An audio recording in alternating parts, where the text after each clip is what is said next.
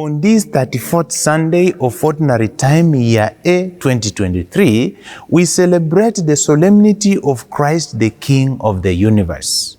But why do we consider Christ as the King of the universe?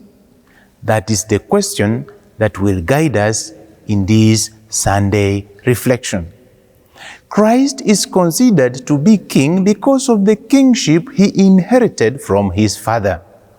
Which kingship? The kingship in relation to self-giving love, that is to say, a leader who lays down his life for the sake of his people. In addition, implicitly, Christ is king because he accepted it during his trial before Pontius Pilate. On the same note, at the time of Jesus' trial, the Jews viewed a king as political, rich and ready leader who would engage in wars with other nations.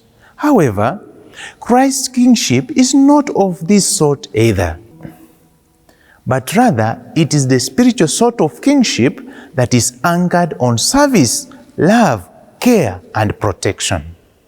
In order to understand this parable in the gospel passage of today, let us divide it into three parts. 1, the description of Jesus' second coming from verses 31 to 33.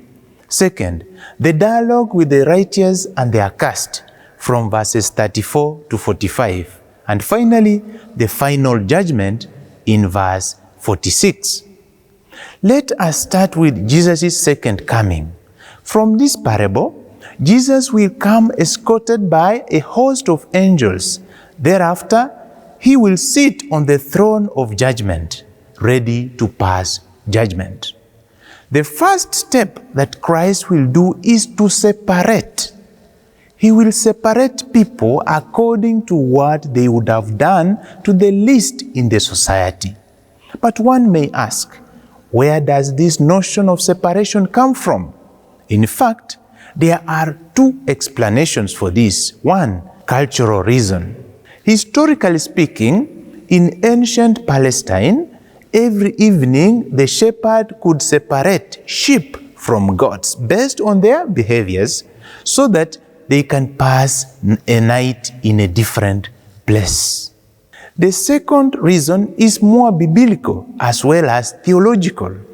In Ezekiel chapter 34, from verses 17 to 23, there we read and we find the image of separation also much developed to mean the right hand side for the righteous, whereas the left hand side for the wicked. With these two sources of inspirations, Christ applies it in the parable, and it will be applied too on the last day of judgment. The next step after separation is to interrogate. Here we have the dialogue of Christ with the righteous, thereafter the wicked. Essentially, this dialogue reveals that on the last day, Christ as a judge will use the following two important criteria to judge us. 1, love, and 2, truth. The first criteria is love. This concerns our relationship with one another as well as with God. That is why Jesus in this parable gives us an example of 6 corporeal works of mercy. But then, the Catholic Church teaches us that there are 7 corporeal works of mercy. Wait a minute. Where does the 7th one come from? This is how it is. When one lacks the 6 named in this reading, one becomes vulnerable. Therefore, when there is no one who comes to the aid of a vulnerable person, logically speaking, one will die.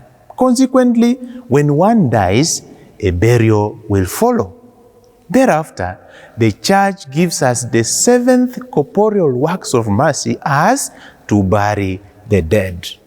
Anyway, whatever we do to the less privileged in our society determines whether we shall have access to heaven or to hell. Christ, the King, identifies himself with the poor, with the hungry, with the prisoners and all the less privileged in our societies. Therefore, some simple gestures of love to the least of our brothers and sisters determines whether we shall inherit or access heaven or we shall go to hell. The second criteria that Christ uses and will use to judge us is truth.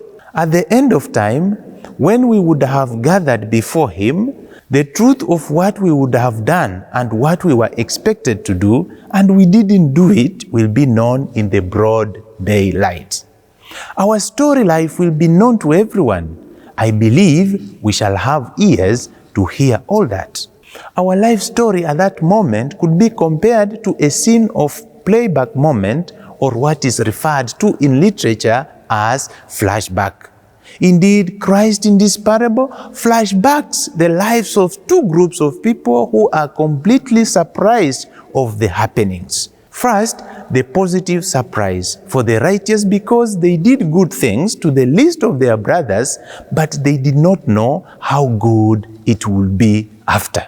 Secondly, the negative surprise for the wicked at the left-hand side of Christ, simply because they did nothing to the least of their brothers and sisters during their lives.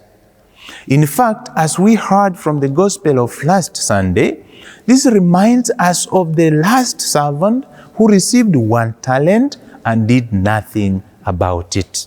Anyway, I imagine a great surprise to some of us at the final judgment, particularly when those expected to be at the right-hand side of Christ are not there, and those who are to be at the left-hand side of Christ are not there too.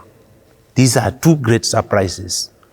The final step that Christ uses and will use on the last day before admitting us to heaven or send us to hell is to judge or to decide based on what we would have done. To conclude, on this 34th Sunday of Ordinary Time, Year A 2023, on the solemnity of Christ, the King of the universe, let us keep in mind that Christ will come again, as we often affirm in the Creed, to judge the living and the dead. Let us be reminded that there will be a 3 steps judgment based on 2 criterion, which is love and truth, that Christ will use to pass final judgment on the last day. Amen. Have a blessed Sunday on this solemnity of Christ the King.